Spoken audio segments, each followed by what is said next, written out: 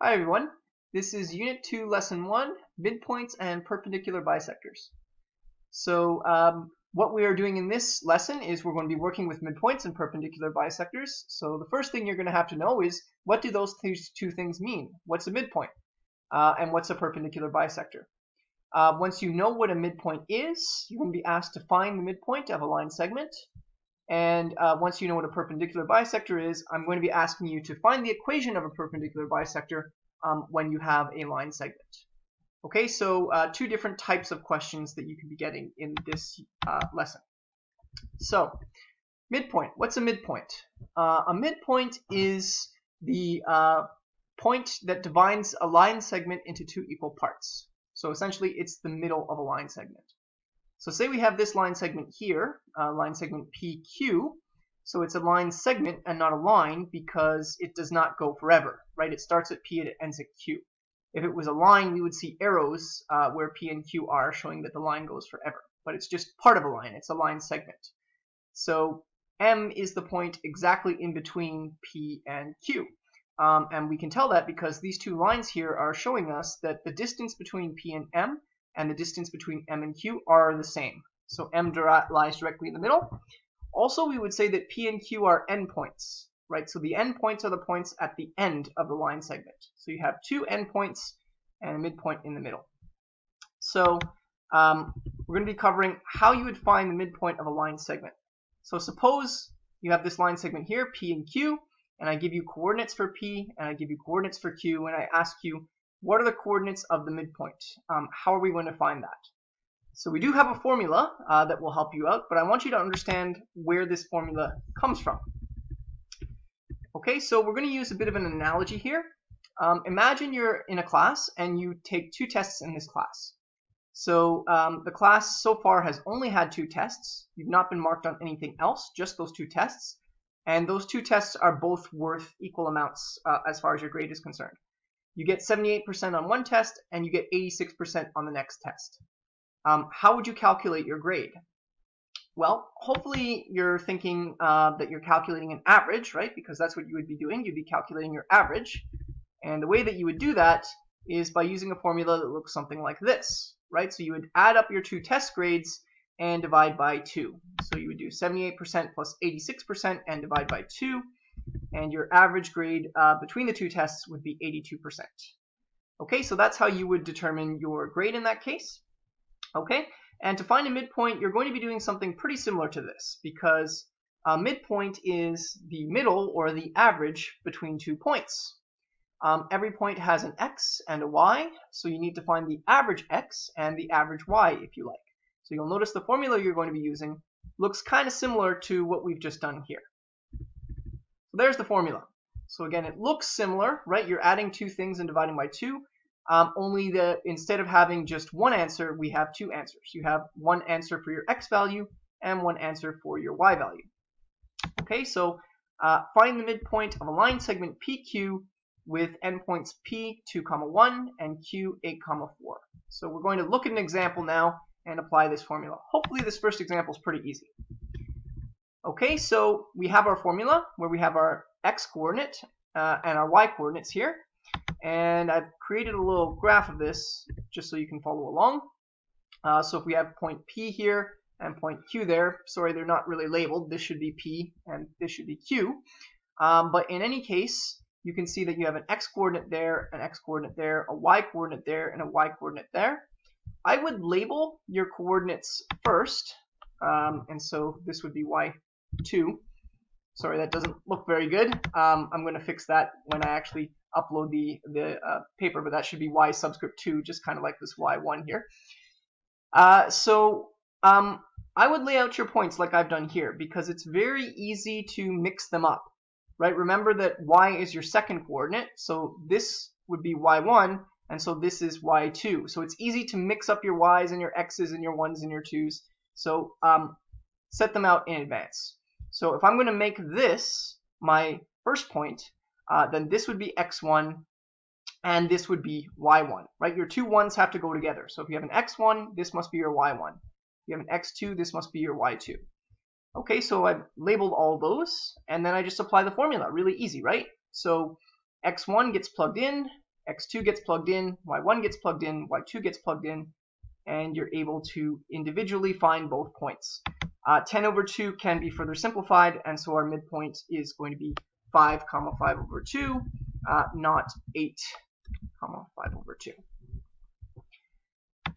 Okay, and that should make sense. If you have a graph, see if that answer kind of makes sense, right? 5 and then 5 over 2, which would be 2.5. Yeah, that kind of looks like where 5 and 2.5 are, right? 2.5 would be about there. So that answer seems to make sense. Okay, that's the easiest type of problem. Now we're going to move into something a little bit more complicated.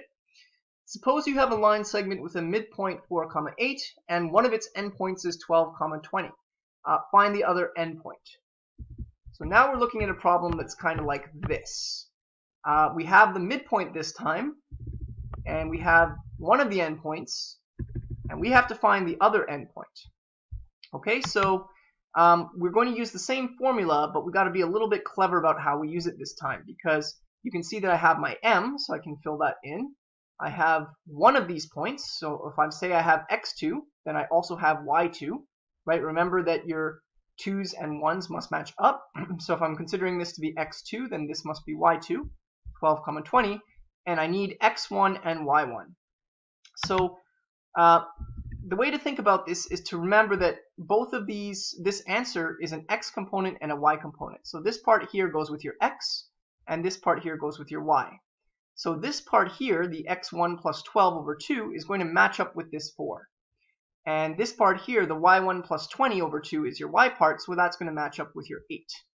So we can treat this as sort of two separate numbers, because that's really what it is, right? Your y coordinate and your x coordinate are two separate numbers.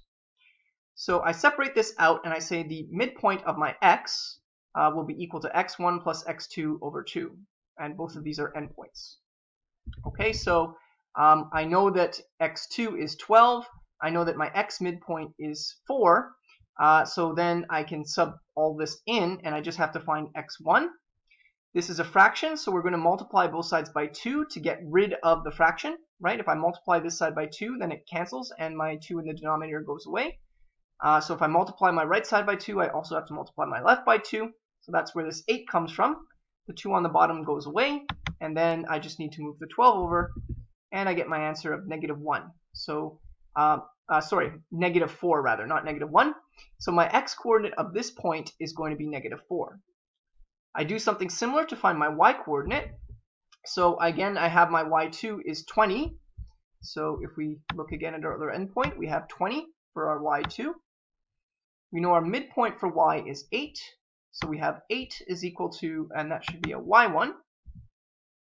Whoops, so that's a y1 plus 20. Again, same thing, multiply by both sides by 2 to get rid of the denominator. 16 is equal to y1 plus 20, and then we bring that over and we get y1 equal to -4 for an endpoint of -4, -4. And we can check and see, does that make sense? Well, if each of these is worth 2, then yes, that would be -4, -4. So our answer seems to be reasonable. All right, last type of problem, perpendicular bisectors. This is the most complicated problem in this lesson, and it's important because you're going to be getting problems that are at this kind of level throughout the rest of the unit. So we need to get used to dealing with this sort of problem. So first of all, we need to know what is a perpendicular bisector, or what we also call a right bisector. They mean the same thing, right bisector or perpendicular bisector. So bisector, bi means two. And so what a bisector does is it splits a line segment into two equal pieces. So in other words, it goes through the middle of that line segment, or it goes through the midpoint of the line segment. Also, your bisector is perpendicular, so it intersects the line segment at 90 degrees. So if you have a perpendicular bisector, you have a line that goes through the midpoint of a line segment, and it intersects at 90 degrees. That's all a perpendicular bisector is. So what if you have to find the equation for one? So your problem might be something like this, where I give you a line segment, and I give you 2 points, and I say, find the equation of this perpendicular line to it. So again, this is going to require some strategy. This is not a simple problem. So you don't have to write down everything that I've written down here when you're answering the question. I've just laid this out to try to make this a little bit easier for you to understand. So I would definitely use some problem solving methods here like graphs to make this a little bit easier for you. Make your work nice and organized. If you don't organize these kinds of questions, they can be really, really hard, so please try it out. Graphs, if you're not familiar with this, stands for given, required, analysis, solution, and statement. So these are the steps you're going to take to solve the problem. So first write down what information are you given, right? You want to focus on that. So what are we given? Well, we have the endpoints of a line segment. We have their coordinates. What do we need to find? We need to find the equation of a line. So if we know that that's what we have and that's what we're looking for, we can get started. So we need the equation of a perpendicular bisector, and we know that that's probably going to be in the form y equals to mx plus b. So we know what we're looking for at the end is something that fits this form. So we're going to need an m and we're going to need a b. So that's what we need. We need an m and we need a b. So m is slope. So we know that the bisector intersects at 90 degrees, right? It's perpendicular to the line segment. So if you remember anything about lines and perpendicular lines, if you know the slope of a line, then a line that's perpendicular to that, the slope is going to be the negative reciprocal, if you remember doing that in grade 9. So for example, if your slope is, say, 1/2 for this line, then a perpendicular line, instead of being 1/2, you flip it, you get the reciprocal, it'll be 2/1, and the sign changes. So if it's 1/2, then the slope of a perpendicular line would be negative 2/1. You flip it and change the sign. So if we can get the slope of the red line segment, then we know the slope of our perpendicular bisector. We know m. And you have 2 points, so if you remember that m equals y2 minus y1 over x2 minus x1, we know we can find the slope of this line. Okay, so that's going to be our strategy. We find the slope of this line, and that gives us the slope of our perpendicular bisector. So we know we can find m. What about b? Well, if you want to find b and you have the slope of the line, right? If you have m, you have the slope of a line. To find b, you also need x and y. In other words, you need a point on this blue line, on the bisector. Well, what point can we get? Well, this is where midpoint's going to come in. We can find the midpoint of the line. So we could use our midpoint formula to find the midpoint of the red section here, the line segment. That gives us a point on the blue line, and we already have the slope. We have y, we have m, we have x. You can solve for b. So that's going to be our strategy here. So if we look on the next page, steps. Find the slope of the line segment. So that will give us the slope of the bisector. It's our negative reciprocal of the slope of the line segment. Find the midpoint of the line segment, just like we did in question 1. And this will give us a point on the bisector. So we'll have y, we'll have m, we'll have x, and then we can sub those in to get b. Slope of the bisector. So again, remember that these numbers here are coming from my endpoints. So if I go back up, I have 8, 3, negative 4, negative 3. So if I'm going to make this y1, this is x1. If I'm going to make this y2, this is x2. Doesn't matter, I could make this y1 and this x1 and this y2 and this x2. But remember, your 1's have to go together and your 2's have to go together. So what did I do for y2? I made y2 equal to 3.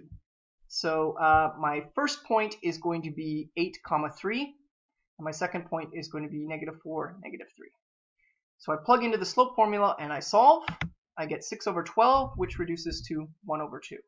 So this is the slope of the red part, right? This is the slope of the line segment. But I want the slope of the perpendicular bisector. So remember, that's the negative reciprocal. So if I have 1/2, the negative reciprocal is negative 2/1, which is just negative 2. I then find the midpoint of that line segment. So again, I just use this formula and I plug in my 2 points. So my midpoint ends up being 2, 0. And now I know 3 things about my perpendicular bisector. I know the slope is negative 2. I know an x value on that line is 2, and a y value on that line is 0. So now that I know all that, I have y equals mx plus b. I just sub in m, I sub in x, and I sub in y, and I'm able to solve for b equals to 4. So the last thing we need to do is answer the question. We know m is equal to negative 2. We know b is equal to 4. So then I have my statement. Therefore, the equation of the perpendicular bisector is y equals negative 2x plus 4. And we're done. All right, I guess that's it. Thank you.